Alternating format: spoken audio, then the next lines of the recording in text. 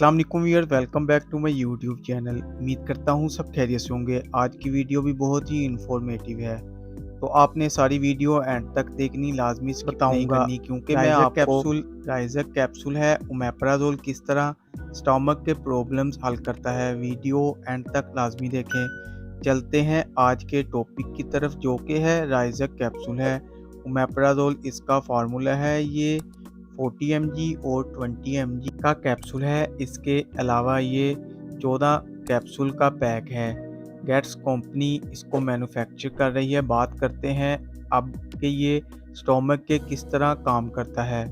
अगर आपके स्टोमक में बहुत ज़्यादा डाइजेशन है, आपके स्टोमक का एसिड बहुत ज़्यादा बढ़ जाता है, जिसकी वजह से आपको जलन, खट्टी डकारें, बदहज़मी होना, उल्टी आना, मसाने में जलन होना, हार्टबर्न होना, आपको बहुत ही शदीद किस्म का अपने आप से बेजारियत होना, इन सब चीज़ों की वजह से आपको परेशान होने की ज़रूरत नहीं है, क्योंकि ओमेप्राजोल 20 mg का कैप्सूल आपने खाना खाने से आधा घंटा पहले लेना है। इसमें 40 mg और 20 mg कैप्सूल आते हैं। अगर आप 40 mg ले रहे हैं तो आपने दिन में एक लेना है, और 20 mg वाला दिन में 2 दफ़ा इस्तेमाल करना है।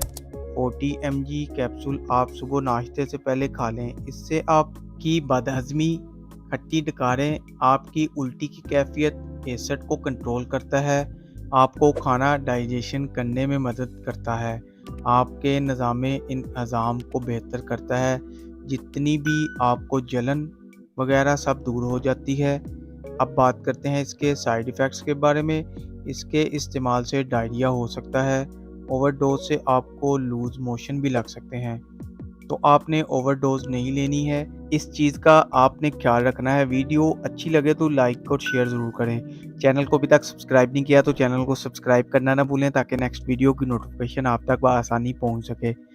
शुक्रिया, अल्लाह हाफिज़।